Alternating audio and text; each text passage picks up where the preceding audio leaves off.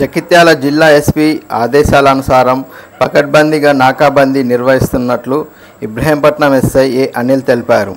అక్రమ ఇసుక రవాణా, ప్రభుత్వ నిషేధ గుట్కా, గంజాయి, రాత్రి సమయంలో దొంగతనాలు, అక్రమ ట్రాన్స్పోర్ట్, పేకాట, మట్కా తదితర అసాంఘిక కార్యకలాపాలపై నాకాబందీ నిర్వహించడం జరుగుతుందన్నారు.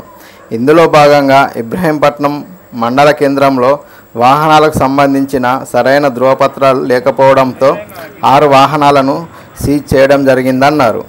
వాహనదారులకు డ్రంక్ అండ్ డ్రైవ్ నిర్వహించి వారికి కౌన్సిలింగ్ ఇచ్చినట్లు తెలిపారు.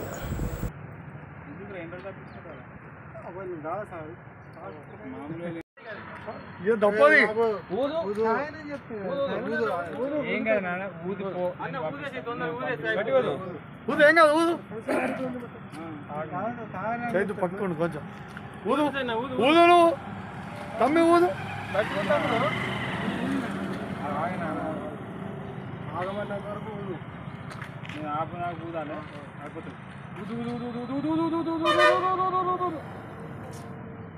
లోపలికి తీసుకో బయటకి బయట